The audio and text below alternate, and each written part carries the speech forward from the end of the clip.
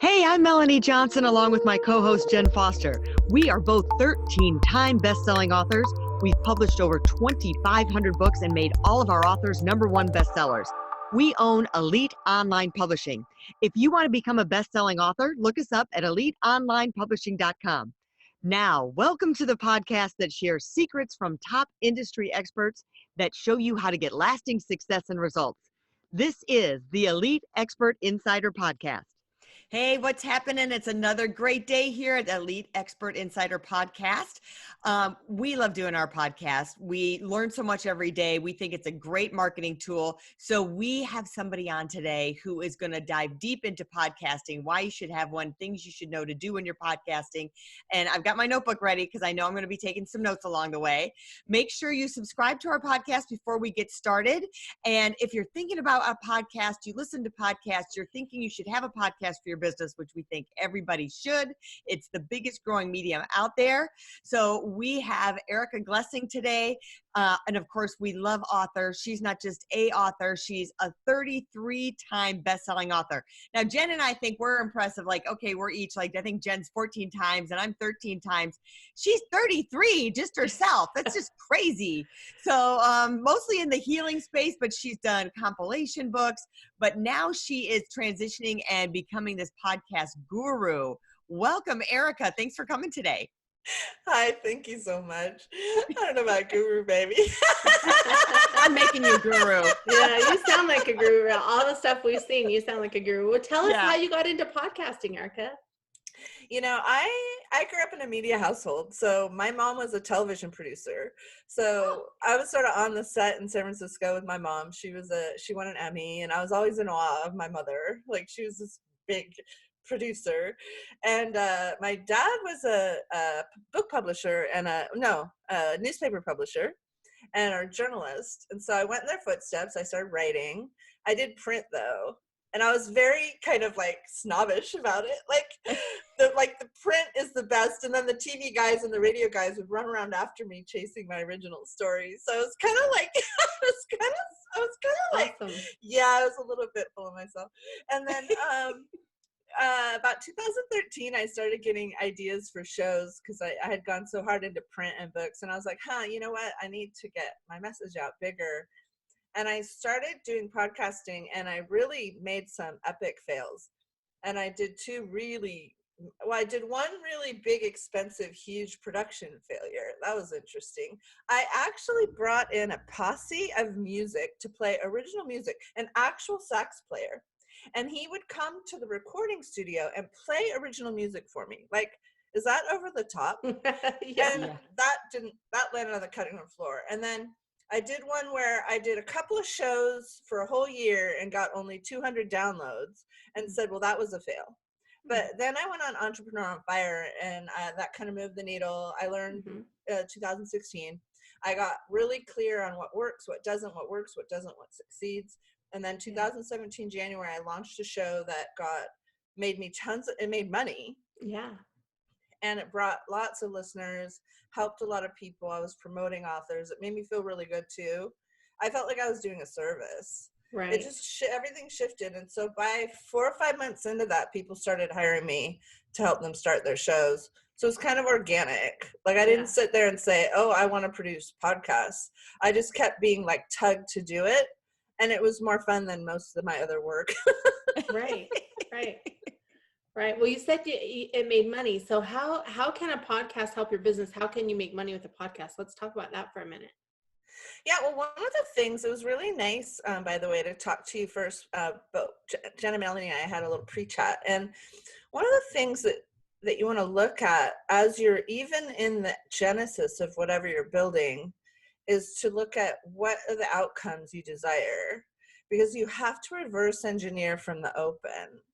And I used to do philanthropy years ago also. And if you didn't build in, like, what does it look like if you win? Like, how many kids do you want to serve? If you're just giving out money, but you're not working with a nonprofit on what their goals and objectives are, and you don't have any tools to measure your success, you will have no way of knowing, and the nonprofit won't be able to get more money from you. because they can't document if it's working or not because they didn't set up any parameters. So with a podcast, it's exactly the same. And we want to look at what are the things we'd like it to do for us. And I actually told the Erica Glessing show, which my daughter named, I wanted to call it something about happiness, but she's like, you know what, Mom? If you name it your name, you can do anything you want, which is so grateful for that. She's such a good kid. So you want to just really look at. So I actually got with my show and said, you're going to make me money. I'm a single mom. I cannot put 10 hours a week into something or 3 hours a week into something or even 10 hours a quarter into something if I don't know I'm going to ROI. If I don't know if I don't know I'm going to get return on investment, it doesn't have to be linear. It doesn't have to be I put in 5 hours and got $50, right? But it's a requirement for me. So then I said to the show, I brought the show and I said, okay, well, you need to be structured to bring me income. So what is that going to look like?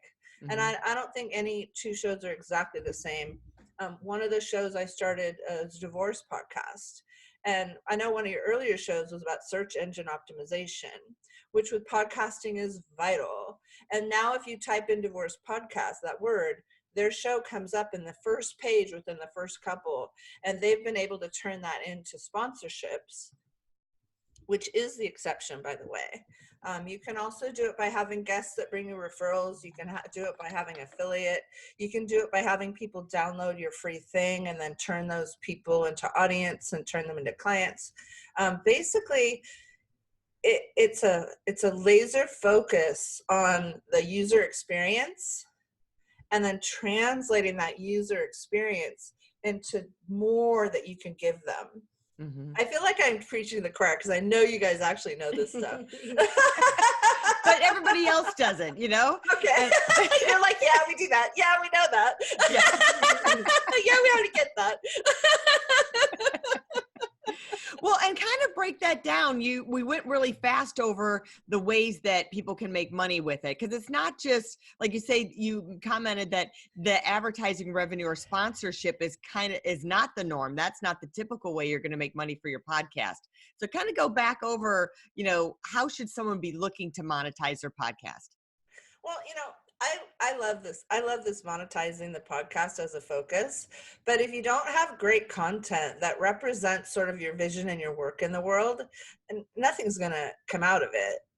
I mean, if you just say, if it's just like anything, when you go into it with a bigger vision of how you're going to help the planet, then the funds are kind of like part of what will happen because I know I'm sounding really woo-woo, but if you don't have a bigger vision for it, if it's going to help people, if it's going to help people do something, change something, have an awareness of a new tool, have something, you want to bring something to the table. And then in that bringing to the table, other things are going to get brought to the table. So I don't have a cookie cutter answer. There's no one way you're going to make money. There's actually one guy I read, and he's like, I came up with 83 ways you can make money from your podcast. And then one of the people I like, she's coming to interview on one of my podcasts next year, is Eleanor Beaton.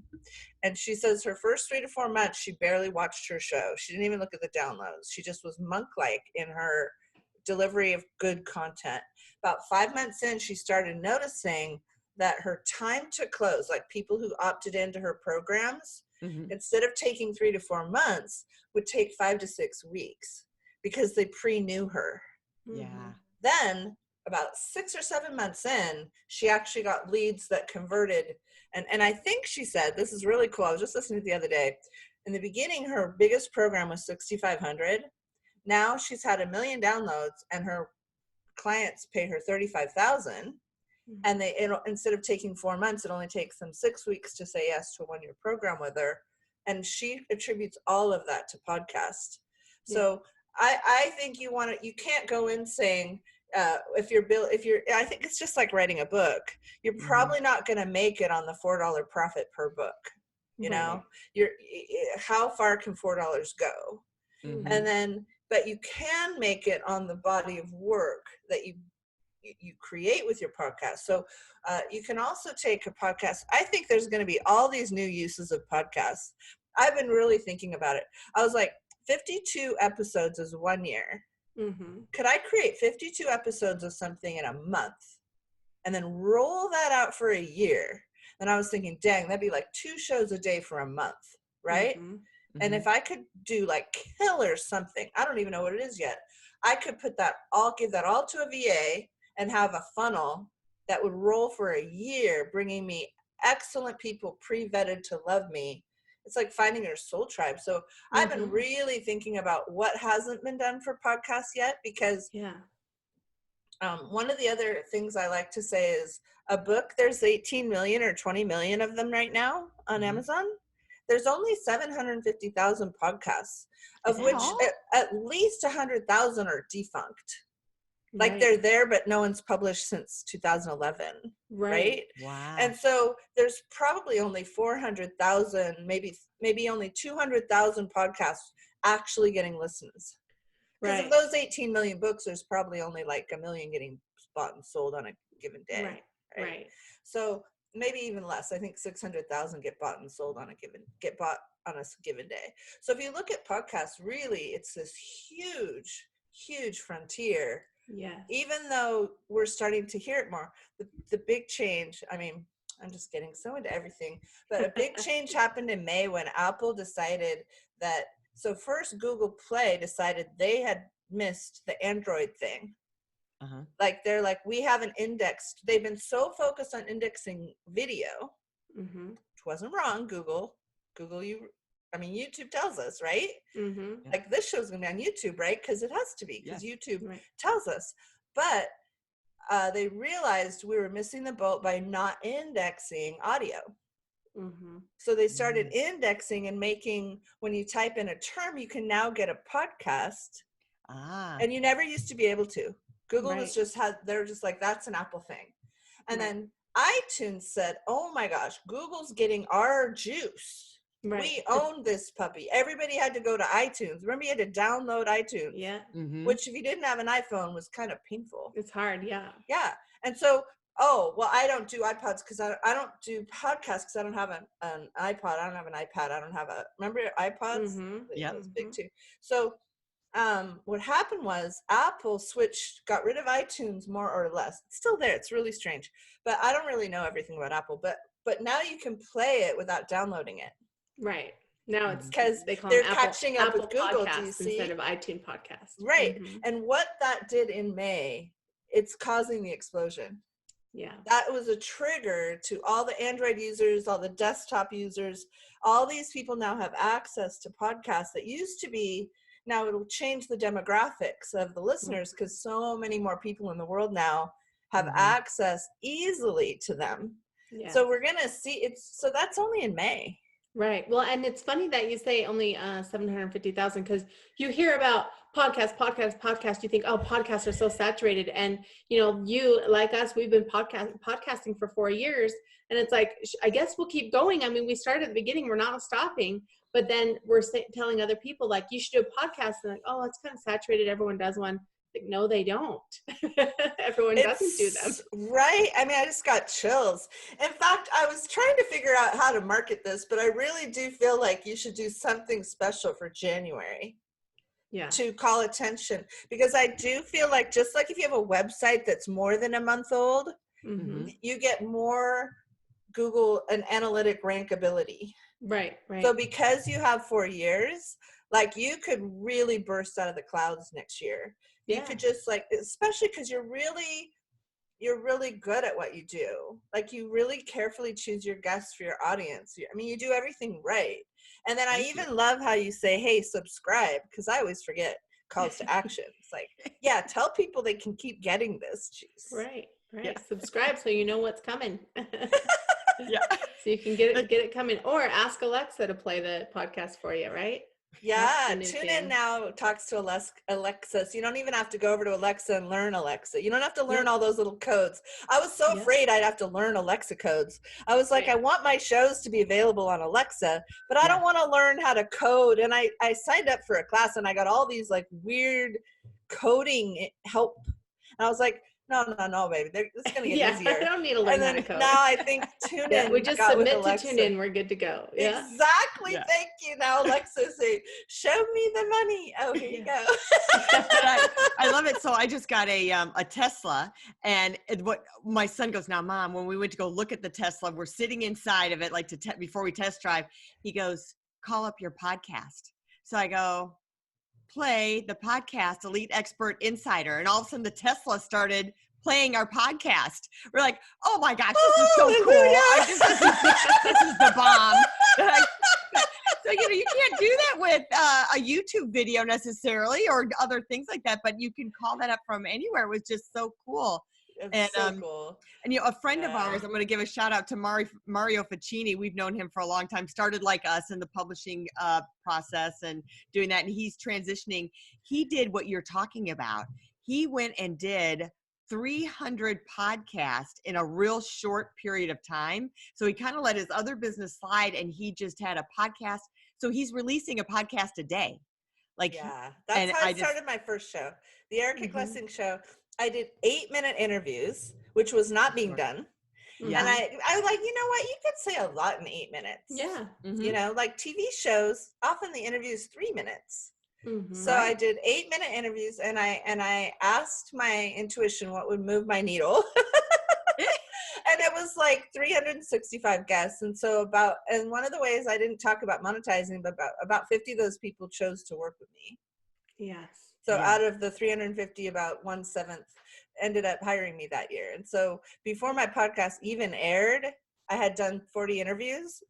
And so of those, at least 4 people chose to work with me. So then all of a sudden the podcast generated, $10K before it was born. And so you were specific about the people that you interviewed that you thought they could be clients of yours. Right. That's a sweet sauce. Right. Now, were you selling them publishing, or were you selling them podcasts? At that point, it was only publishing, because I didn't even know that I wasn't selling podcasting. I hadn't even launched my show. I hadn't had a success yet. Yeah. I'd only had failures. But I knew the Erica Glessing show was going to kick it. And then I had my logo designer is so brilliant. So I basically, I came up with the idea of my name, and then I hired him, and he's like the logo designer for Sears and the logo designer for the History Channel. He did that. Wow.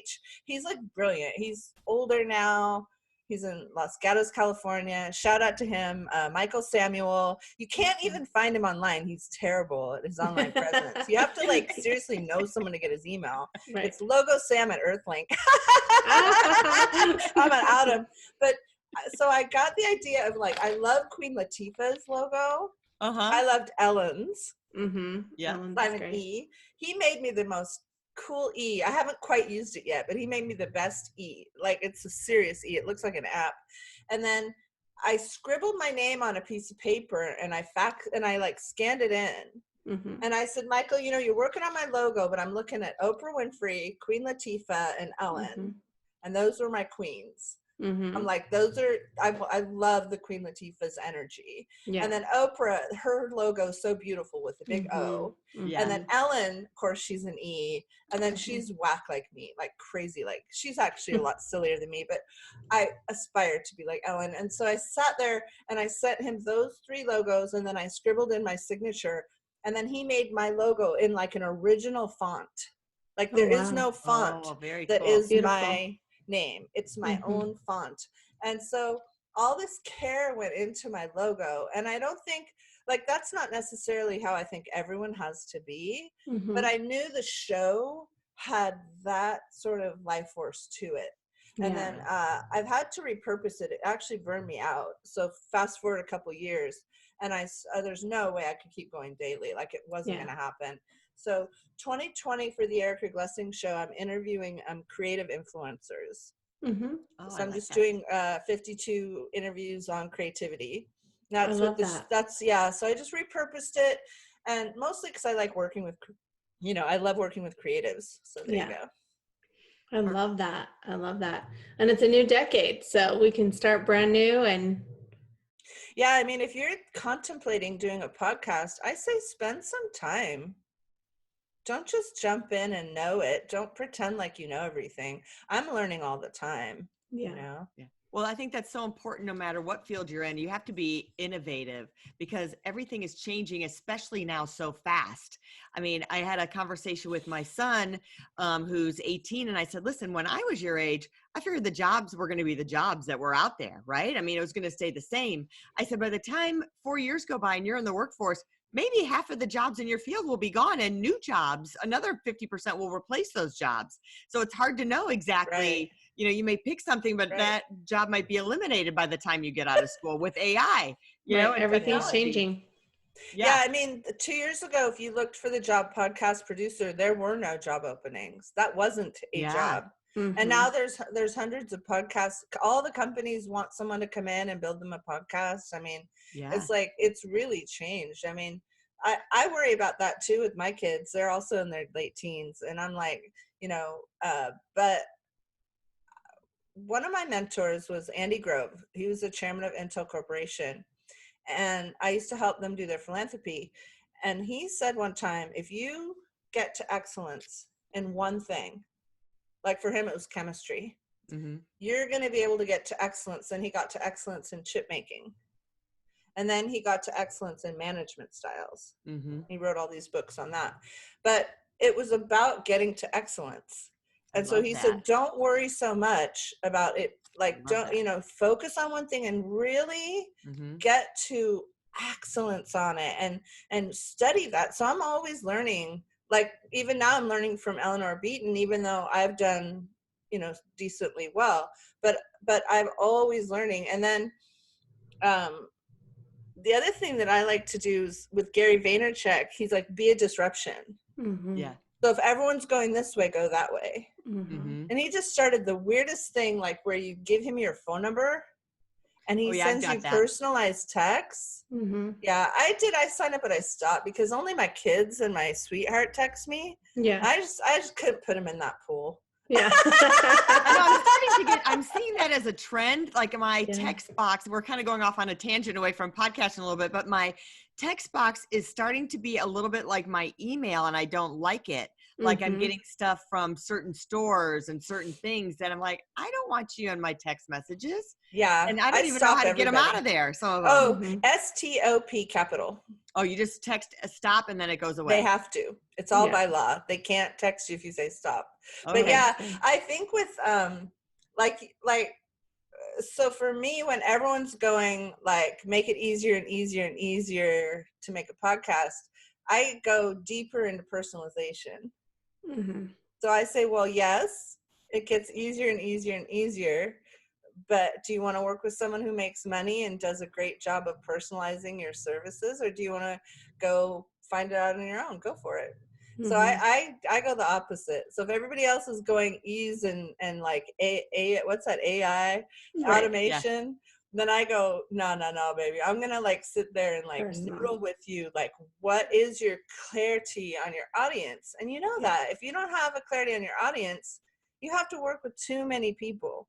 It just doesn't work. Like I like super busy professionals who have great messages. They've been holding inside so hard and they just dying to get it out. And money's not their first question. Like it's not, how much does it cost is not their first question. Their first question is, where can you take me? Where can you take me? If they want to know where I can take them, that's awesome. And we can talk about the price, but I'm not hiding the price. But if their first question is how free can I do it? Then I'm like, well, I want to noodle with you how it can help your business change. And so noodling with you to do that requires this intensity. It's like an intensity. And it's just like what you guys provide with your publishing services. It's an intensity and awareness, and you guys have the experience. So who would want to just go publish a Word document with no thought? I mean, yes, you can do that free now. Cool. But you're not doing any of the hard work that will make it ROI. That's my opinion. Right. I love Having that. that, I love that vision. And it comes back, so many podcasts that we do, it's know your audience. Be clear on what the goal is and the outcome at the end of what it is. And I find when you do that, whether it's a blog post, a podcast, a book, if you go through that wormhole of really doing that, then at the end of the day, you know what your business is more. Your business becomes more successful. And it's just taking that step back and really doing that and having that clarity makes all the difference. And Yeah. like we say, so once you have you can create a podcast that then becomes your book. So you're doing two things at the same time. You can have that vision of what your message is and who your audience is, and then transcribe it and make it into your book, and then turn those into social media posts and do everything else. All of a sudden, once you do that with no matter what platform it's on, all of a sudden you create this clarity for your whole business and your brand. And I love it, right? mhm. I love it. I do really well on Facebook and Twitter. So I haven't it's so funny with like Pinterest and Instagram. All I do is automate my postings. And really all my followers are people who just found my name. Like I don't even, in fact, it's so funny. My kids are so judgy about Instagram accounts. And like they were teasing my son. They're like, you don't have game. Like if a girl wants to go out with you, she's going to look at your Instagram account. And if you're not cool enough, then she's just going to be like, what? And they're like, all you have on there is a cookie. He took a picture of a cookie, St. Patrick's Day cookie. That's his entire Instagram account. And they're like, you're so cool, but you don't show up like that on Instagram. And I have the same trouble. Like I don't show up like who I am, like my stealth secrets, but I rather my clients showed up than me. So I don't know that I'm going to change. I think like I love the people who have game on Instagram and everything, but I'd rather my client, has 200,000 followers on Instagram. One of my podcast clients, I'd rather she does than I do. Yeah. Well, I also think the authenticity part of it is great. So I was just trying to remember this whole podcast. I've been thinking that we know each other like already before this podcast, but I was remembering why I know that, why I think I know you is because we met on LinkedIn and I asked if you wanted to be on our podcast and you said you had a podcast. So I went and listened to your podcast. So I feel like I know you, and it's because we met on LinkedIn and I've listened to your podcast. And so I feel like we've talked before, but really I just listened to your podcast. So that's the power of podcast right there, everyone. It is. Almost everyone who hired me last year had pre-listened to my show and just they were like, you're someone I could work with. Like your values are similar to mine, or I like how you laugh, or, just that sense of trust that you get that can take so long. And then if someone listens to your show, they're like, oh wow, like you're really you're really someone I could be in the same room with and not feel like throwing up, which a lot of people like you like, if I was in the same room with you, like I don't know, like I'd walk the other way. Like you may have good information, but you really annoy me, the energy's not good. Some people have different types of energy. We're so glad that you joined us today, Erica. It's great having you on. Tell us, Erica, where can people go to find more about you, or where can they go to sign up for your podcast services? I think the best place to start is ericaglessing.com. So it's just basically a one-page homepage with some opportunities for free gifts. So I have a video series for podcasting they can get free called Build Your Podcast for Influence. And that's my 7-part video series. It's complimentary. They can get it at ericaglessing.com.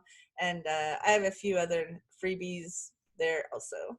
Great. Well, we'll put that link up in the show notes and on YouTube, so people can go to ericaglessing.com and get those free freebies, right? Awesome. Thank you, Melanie. Thanks, Erica. Thanks for coming today. And I'm going to remind you again to subscribe to our podcast, because we have awesome, amazing people like Erica on here. You're always learning something. We're always teaching you something to grow your business, make your personal life better, be healthier, stronger, more motivated. That's what we're all about. So we'll see you next time. And remember to subscribe. Talk to you later. Bye. Are you looking to increase your revenue, build credibility, and elevate your brand? This podcast is brought to you by Elite Online Publishing, an innovative publishing and full spectrum marketing company.